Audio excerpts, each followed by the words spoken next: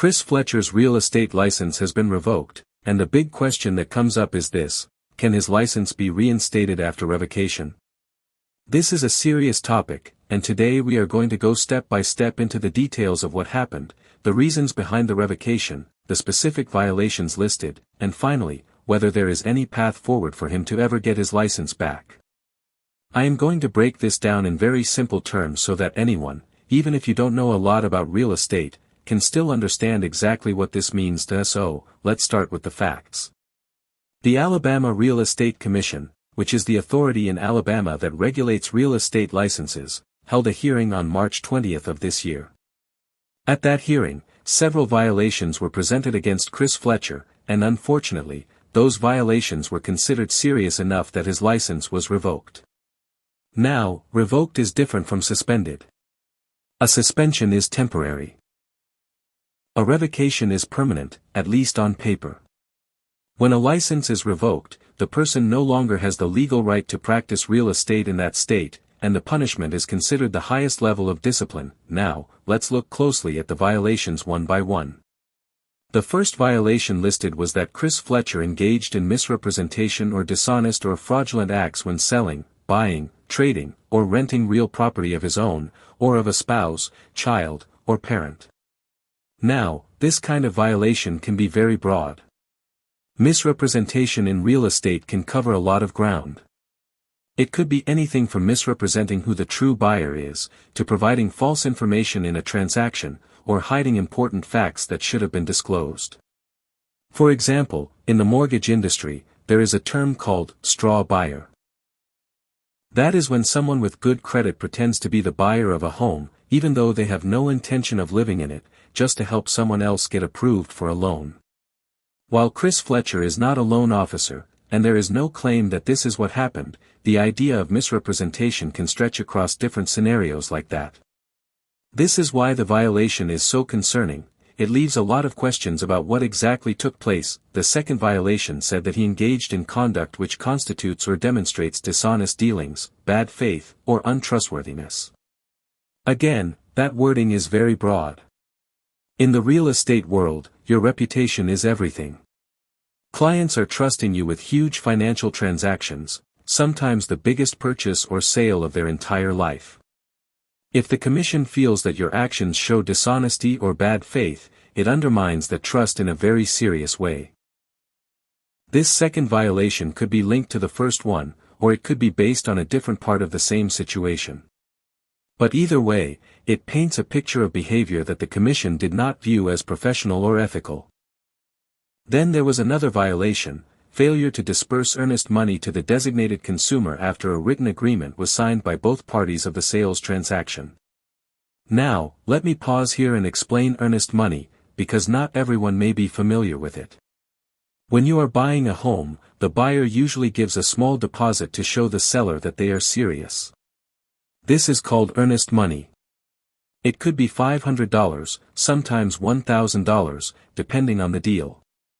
The buyer writes the check, gives it to the realtor, and then the realtor is supposed to make sure it gets deposited into an escrow account, usually held by a title company.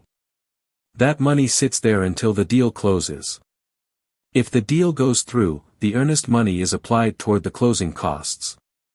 If the deal falls through under certain conditions, the money may be refunded. Now, the problem comes in when that earnest money never makes it to where it's supposed to go. If a buyer hands over $500 and it just disappears, that is a huge red flag. It could mean negligence, or it could mean something much worse. In this case, the violation suggests that the earnest money was not delivered properly, which can create chaos for buyers, sellers, and the entire deal. Another violation said that he failed within a reasonable time to provide information requested by the commission investigator and auditor. This tells us there was already some sort of investigation happening. The commission was looking into certain actions, and they asked Chris Fletcher to provide documents or evidence. The violation indicates that he either didn't respond at all or didn't respond quickly enough. When regulators are investigating, cooperation is key. Failing to cooperate often makes things worse because it creates the impression that someone may be hiding something or simply ignoring the authority of the commission. The next violation was that he changed the address of his place of business and failed to notify the commission in writing within 30 days. At first glance, this might sound like a small administrative issue, but in real estate, it is taken seriously. Real estate agents and brokers must keep their information updated with the commission at all times. This includes business addresses, mailing addresses, names, sponsors, and more. The reason is that regulators need to know exactly where you are operating and who you are affiliated with, to maintain transparency and accountability. So while this one might seem minor compared to misrepresentation or failing to deliver earnest money, it still adds to the list of compliance problems. Finally, the last violation was that he failed to have a place of business that meets the requirements for a place of business. Every state has its own set of requirements for what qualifies as a legitimate real estate office. This might include having a dedicated space, having certain equipment, displaying licenses properly, or being open to the public in a certain way. If an office doesn't meet these requirements, then technically it is not a compliant real estate office. That's another strike against him. When you add up all of these violations together, misrepresentation, dishonest dealings, failure to handle earnest money correctly, failure to provide information to investigators, failure to update his business address, and failure to maintain a compliant office, the commission decided the only option was revocation. In other words, his license was not just suspended for a period of time. It was taken away completely. Now, this leads us to the big question. Can the license be reinstated after revocation? According to information available from the Alabama Real Estate Commission and from general real estate licensing rules, revocation is usually permanent. Unlike suspension, which has a clear time frame, maybe 30 days, 90 days, or even a year, revocation does not come with a set timeline for when the person can reapply.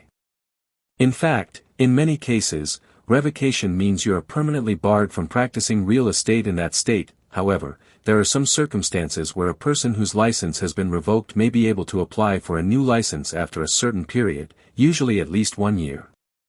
But even then, it is not guaranteed. It depends completely on the discretion of the commission. The individual would have to apply again, likely go through hearings, and prove to the commission why they should be given another chance. They might need to show evidence of good character, rehabilitation, or compliance with other professional standards. Since the revocation, think of it like this: a suspension is like being grounded for a few weeks, you know when it ends. A revocation is like being expelled. You can try to apply again to get back in, but the school might say no, and they might say no permanently.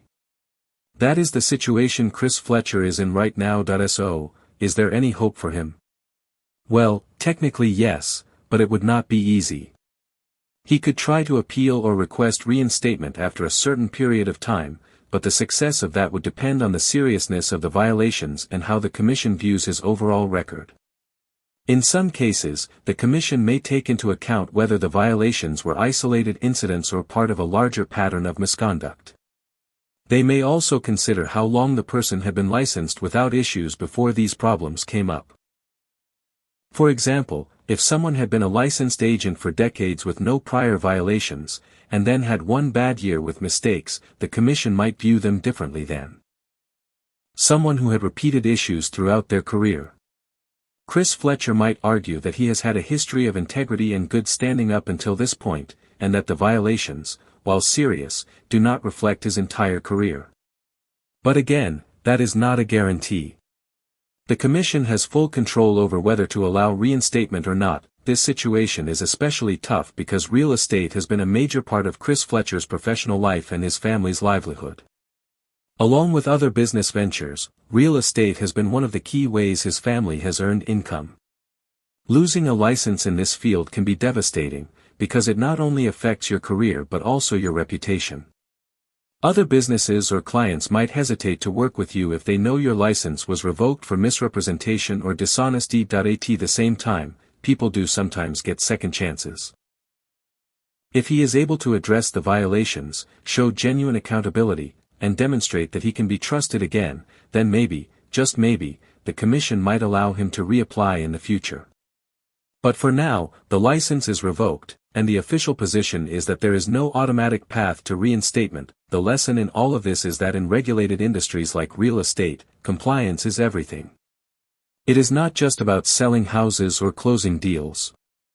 It is about following every single rule, even the ones that seem minor, like updating your business address. Because when small issues stack up alongside big issues like misrepresentation or mishandling money, the result can be career-ending. So, what do you think about this? Should someone be able to get their license reinstated after revocation, especially if they can prove they've learned from their mistakes?